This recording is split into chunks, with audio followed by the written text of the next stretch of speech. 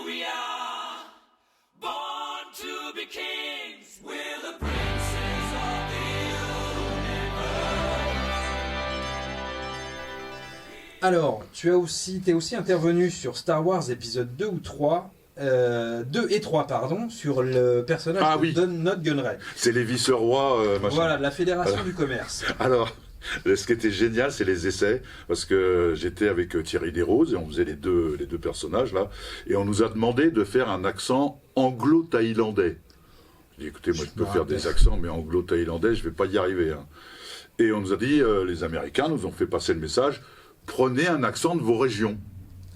J'ai dit, ouais, mais on ne va pas dire, regarde, voici un astronef qui va se poser. Alors, c'est quand même pas possible d'envisager ce genre de truc. Donc on a trouvé une solution avec Thierry.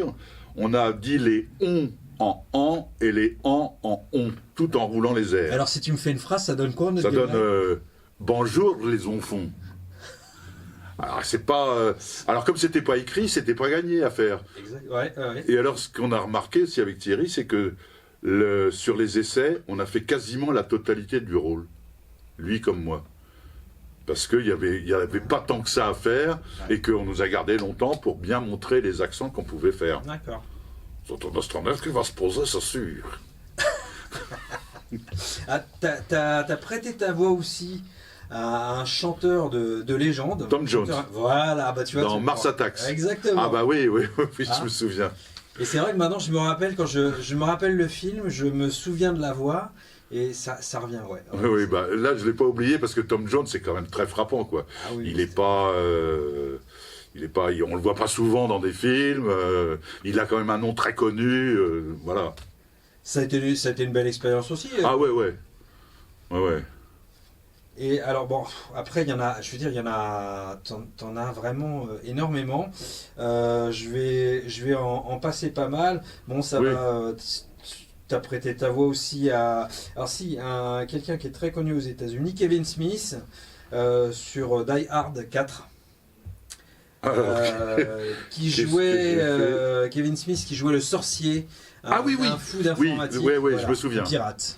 Parce que dans Die Hard 1, j'ai fait un truc. Ah, tu l'as fait? Ah bah je l'ai pas vu. Mais non, c'est normal. J'ai fait un mec qui tombe dans un... D'accord. Mais si tu veux, quand j'étais en vacances, on est allé le voir avec des amis et de la famille. J'ai dit attention, ça va être moi. Ils ont beaucoup apprécié. Ah, j'ai cru comprendre aussi, parce que, comme on a un petit peu de temps, j'ai cru comprendre aussi que tu avais fait certaines scènes supplémentaires sur Alien. Ah oui. Bah, c'est-à-dire que pour sortir, je pense que c'est pour sortir le DVD, ils ont décidé de faire une version complète, totale, intégrale, tout ce qu'on veut. Et ils n'ont pas gardé Enfin, ils ont proposé une version supplémentaire où il n'y avait pas le montage cinéma, c'était un montage beaucoup plus global. Et il y avait des personnages qui continuaient à parler et on ne savait pas forcément qui l'avait fait. Ils ont fait des recherches, mais ils ne savaient pas forcément quel comédien avait déjà fait le doublage, ce qui fait que ça m'est arrivé, sur un personnage en tout cas, pratiquement de finir une phrase qu'il avait commencée, en essayant de me rapprocher le plus de sa voix et en espérant qu'après aussi, au montage, il pourrait manipuler un petit peu mon organe vocal pour arriver à une espèce de fluidité. Ouais. Mais c'était quand même assez strange. Hein. Alors c'était sur Alien 3, hein, Oui. c'était Robert Morse, le personnage à qui tu as prêté ta voix très, très légèrement. Oui. Et t'es revenu, alors du coup t'es revenu il n'y a pas si longtemps que ça, enfin il n'y a pas si longtemps, ça date quand même de 4 ans. Tu es revenu sur du Star Wars avec l'épisode 7 sur le réveil de la Force, avec un personnage qui s'appelait Wexley. Oui, un pilote. Voilà, ouais. Ouais. Je crois, ouais. Ouais. Et bah t'en as fait énormément. On t'entend sur Power Rangers, t'as fait des voix sur X-Men Apocalypse. Enfin, il y en a énormément. Il y a aussi Fury, Serge Davis. Est-ce qu'il y en a un qui t'a marqué? Est-ce qu'il y a un film qui t'a, en termes de doublage, qui t'a marqué particulièrement c'est vrai que j'ai bien aimé faire Pacific Rim. Ouais. Là, c'était bien dirigé, une atmosphère chaleureuse dans le studio. En plus, j'aime bien Ron Perlman, et là, c'était un vrai pied. J'ai retrouvé Ron Perlman dans un film, je pense pas qu'il était distribué en France, mais il est peut-être sorti en DVD, je sais pas. Wings, je crois, ça s'appelle, qui est une histoire très marrante, où Ron Perlman fait un agent secret envoyé en Angleterre. Je l'ai vu, oui. D'accord. Qui était un personnage un peu, qui sortait encore des sentiers battus. Là. Parce que... Il était un peu barré. Hein, sur, Ah ouais, puis le film, enfin moi j'ai trouvé le film très drôle. Il était extra, ouais. Et t'as vraiment une activité importante dans ce domaine-là. Il y a les films d'animation aussi. Sur lesquels tu es intervenu, par exemple Astérix et Obélix en 94. Ah ouais, ça c'est tu faisais le chef. Il y a eu du South Park, Hôtel Transylvanie 2, où tu faisais le garde de la chauve-souris de Vlad. Je t'ai retrouvé. T'en as énormément. Et tu as... il y a aussi les séries télévisées. Il y en a énormément aussi. Tu as fait... Alors, si tu as prêté ta voix à un personnage en particulier dans une série qui a eu énormément de succès, même c'est Game of Thrones, oui. Où tu doublais Jason Momoa, Khal Drogo. Je dois faire partie des rares comédiens qui ont fait 2 rôles dans Game of Thrones. J'en ai fait un dans le début, où j'étais le maître d'armes, je ne sais plus son nom, mais c'est peut-être celui que tu as cité, je sais pas. Non, c'est pas lui.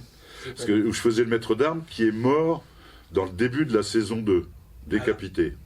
Alors il y a eu Et puis j'en ai fait un autre dans la saison 5 ou je sais pas quoi, qui a pas été très très présent. Et quand il était là, le pauvre garçon, il était pas très bavard. Mais bon. Est-ce que ça t'a marqué cette saison, cette série? Parce que j'ai rencontré plusieurs. Oui, marqué. Faut rien exagérer. C'est une série qui a eu quand même énormément de succès. Moi je l'ai regardé. Et j'ai bien aimé, mais il faut pas lâcher l'affaire, quoi. C'est-à-dire que si on lâche l'affaire pendant deux épisodes, après pour accrocher, c'est pas facile. Et j'avais essayé avant que le feuilleton soit fait de lire le livre, mais moi je peux pas. Je peux pas parce que dès qu'il y a plus de 5 personnages importants, j'ai du mal à suivre. Alors là, là c'était un défilé. Ah bah oui. Et ils avaient un taux de mortalité assez rapide. Oui, en plus. On s'attache un peu, puis voilà. Ah oui, je crois que c'était le but, c'était fait comme ça. Et alors, il y a eu aussi... Alors, il y a un acteur que sur lequel à qui tu as prêté ta voix aussi, c'est Robert Davi. Ah oui. Sur Profiler. Voilà, exactement. Est-ce que ça a été un bon souvenir? Ah oui, c'est un bon souvenir. C'est un bon souvenir. D'abord, on était l'équipe des enquêteurs principaux. On était 3, quoi. Arnaud Arbessier et Marie-Laure Dougnac. C'est génial, j'arrive à me rappeler les noms, alors que c'est pas ma spécialité. Hein. Et ça s'est très bien passé entre nous. En plus, la série a bien marché. Bon, la série s'est un peu écroulée après, quand l'actrice principale a déclaré forfait et qu'elle a été remplacée par une autre actrice. Là, les spectateurs ont moins suivi. Mais sinon, c'était agréable à faire, c'était agréable à voir. C'était vraiment sympa. Et je vais juste attirer ton attention, si je puis me permettre, je t'en prie. sur un truc d'animation qui était Toon Sylvania. Oui.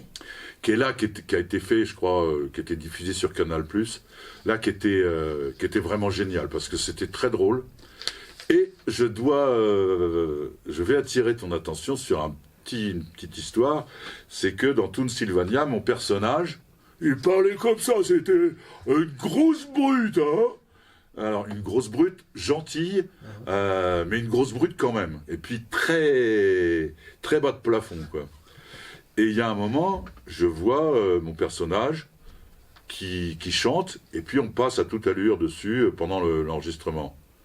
Et je demande je crois que c'est Déborah Perret qui dirigeait, je lui dis mais pourquoi on le passe là? Elle me dit parce qu'on a prévu un chanteur. Je dis c'est pas cool, c'est pas sympa, hein, parce que moi, si ça se trouve, je peux le faire. Elle me dit, t'as raison. Je vais donner ton nom au responsable des champs. Alors là, son nom ne me revient pas. Il y a Kel qui fait ça merveilleusement, mais je ne retrouve plus son nom. Et donc, on m'a passé, à l'époque, c'était une cassette pour que j'écoute un peu la chanson. Et puis, j'ai passé des essais sur la chanson. Et elle m'a fait travailler un peu. Elle m'a dit, écoute, tu vas le faire. Donc, j'ai fait dans ce dessin animé le personnage, et j'ai fait aussi le personnage quand il chante. Et là, je suis très content. Et régulièrement, enfin, tous les 2-3 ans, hop, un petit coup sur Facebook, je le remets pour que tout le monde se rappelle que je peux chanter dans... Bon, alors on le retrouvera et on le passera le moment où il est là. Alors oui, de toute façon j'allais venir à l'animation. Ensuite je voulais simplement évoquer alors deux choses sur la science-fiction parce que tu adores ça. T'es intervenu sur Babylone 5. Oui. Tu avais le rôle d'un général, là, ça remonte à 94-95. Oui. Et sur Deep Space Nine, Star Trek Deep Space Nine, entre 97 et 99, sur le rôle de Damar. Oui. Sur, je crois, une vingtaine d'épisodes, si je me rappelle bien. Je te reparlerai de Star Trek Deep Space Nine en hors champ, hors caméra. Et alors, il y a quelque chose de plus récent, la série Viking. Ah oui. Le roi Ael. Ah ouais, qui a mal fini. Hein. Enfin, le personnage a mal fini. Voilà. Ah ouais, non, ça c'était José Lucioni. Ah ouais, ça c'était bien. Ce personnage était terrible, quoi. Terrible. Ouais, d'abord, j'aime bien faire les salauds. Ouais. Ça fait du bien. Hein. C'est comme j'adore jouer professionnellement, mais jouer à des jeux sur plateau. Parce qu'on peut être méchant, on peut être salaud, ça n'a pas d'importance. Ça permet de se lâcher. Voilà. Et puis je peux libérer toute la méchanceté qui est en moi et dont personne n'a idée à ce point. Ouais, c'est une série que j'apprécie beaucoup. Ah ouais, qui était bien. Repris, là, la nouvelle saison a repris là début décembre. Donc ça s'annonce bien, ça s'annonce pas mal aussi. Et Ouais. donc tu parlais d'animation tout à l'heure. Tu as œuvré aussi dans ce domaine-là. Tu en as quelques-uns, puisque ça va de Jojo's Bizarre, qui est un manga bien connu, enfin pour ceux qui aiment les mangas, Full Metal Alchemist. Oui. Celui-là est un peu plus connu.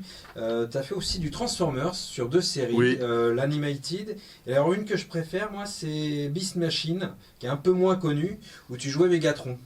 Oui. Le méchant. Ce nom ne m'est pas principal. inconnu.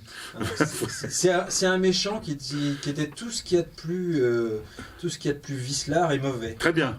Voilà, donc Je suis très content de l'avoir fait. Voilà, je n'ai regardé un épisode pour me redonner une idée. Effectivement, c'était parfait. Ça correspondait au personnage. Ouais, très bien. Et tu as repris le rôle de Nut Gunray dans Star Wars The Clone Wars Oui. en animation entre 2008 et 2009. Oui, je me souviens. Donc tu as repris ce personnage-là. Et tu as fait, alors là en série plus récente, qui passe actuellement, et qui est d'ailleurs, enfin, je trouve une très bonne série, c'est Chasseur de trolls. Ah oui. Je suis pas gentil non plus là-dedans. Hein. Non, tu joues. Ouais. Alors tu joues quel personnage? Ça finit en Angmar. Ouais, t'es pas loin. T'es pas loin. Dagmar, Ragmar. C'est pas tout à fait ça, C'est mais. pas tout à fait ça, c'est Gunmar. Gunmar, ouais. Voilà, c'est le chef des méchants dans Chasseur de trolls, qui est un personnage assez impressionnant et qui colle vraiment bien à ta voix, à ta carrure. C'est vraiment une très bonne série, je trouve. Ça t'a laissé un bon souvenir? Ah oui, c'est pas fini. Là, la dernière fois, je sais plus, j'ai dû le perdre parce que je suis aussi. Non, c'est pas fini parce que. Attends, que j'essaye de me rappeler mon contrat de confidentialité.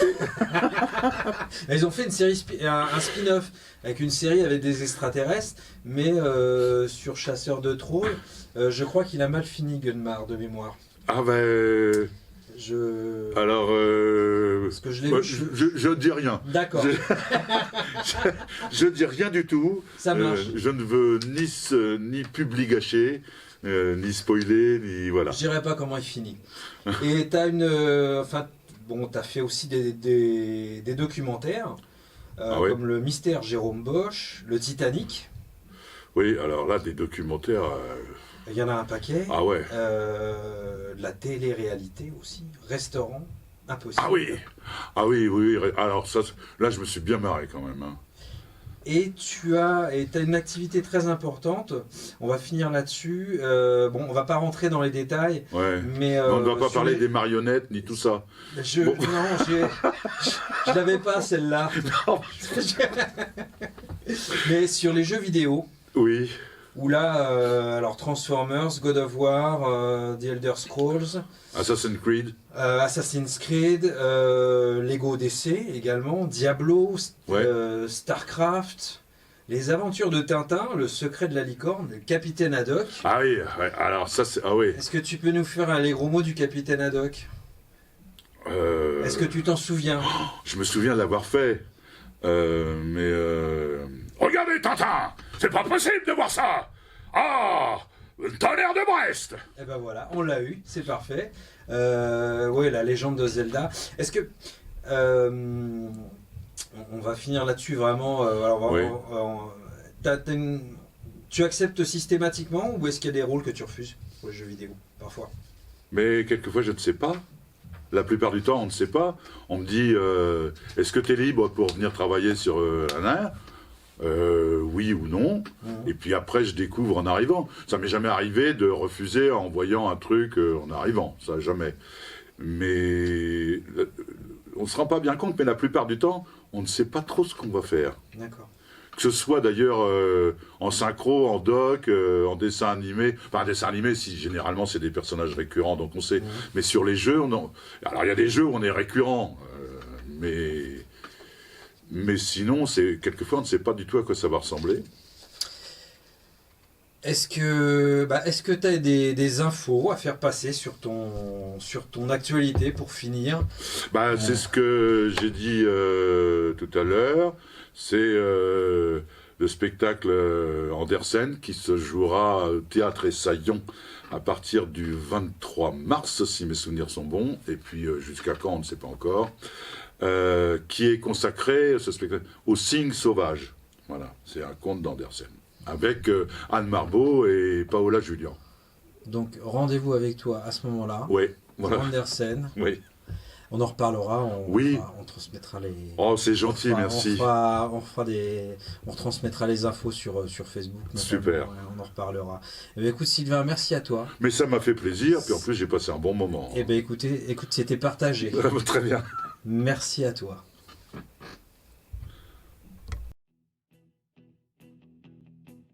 When I wake up, well, I know I'm gonna be the man who wakes up next to you. When I go out, yeah, I know I'm gonna be the man who goes along with you.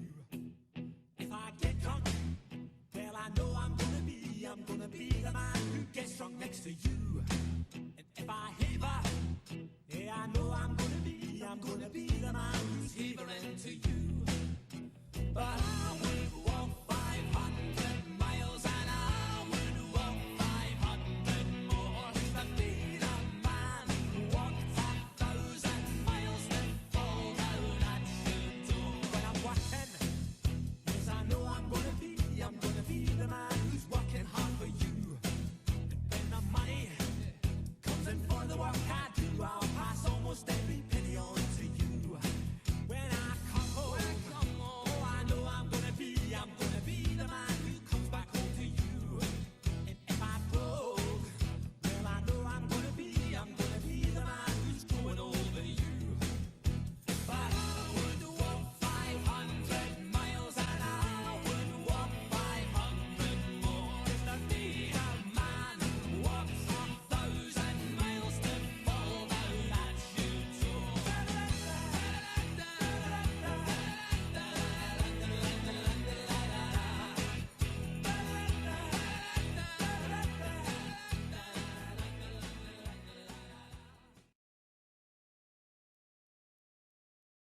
Marche aujourd'hui, marche demain, à force de marcher, tu fais ton chemin. J'ai 2 thalers d'argent. Oh, C'est tout ce que j'ai, mais je vous les donne. Si vous me promettez de laisser cet homme en paix. Ton fric. Allez, bien. On boira à ta santé. Petit elfe, pas plus grand qu'un doigt, lui chantait les chansons de son enfance. Mon âne a bien mal à la tête. Madame lui fait faire un bonnet pour sa tête. Malbrouck s'en va en guerre, mironton, mironton, mirontaine. Je m'appelle Hans. J'ai plus un sou en poche, hein. Mais ça fait rien. Dieu veillera sur moi. Welcome everybody. I am a Pius. Willkommen, bienvenue. Welcome. Mais en échange, il veut les 3 branches de boulot. Oh bah, tout le monde veut du boulot. Hein. Stop bien. Et voilà. Bon, alors, tu l'étales, la pommade magique là. Qui va épouser la toute belle, c'est moi qui vais... Mais j'ai pas fini. Oui, ben ça suffit. Le chien sauta sur le roi des ânes et lui arracha la tête. Oh, le marionnettiste était catastrophé. C'était la plus belle de ses marionnettes. Faut aller au marché, hein, pour voir des beaux poireaux. Mais ce poireau, très spécial, il était aussi un prince. Ça fait un poirince. Et la question est, à quoi pense la princesse? Comment savoir?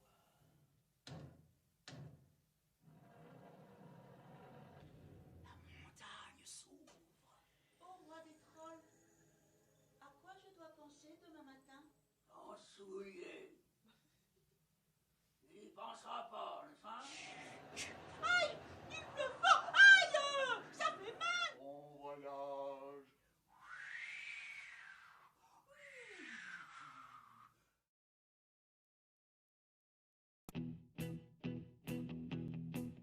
When I wake up, well, I know I'm gonna be the man who wakes up next to you.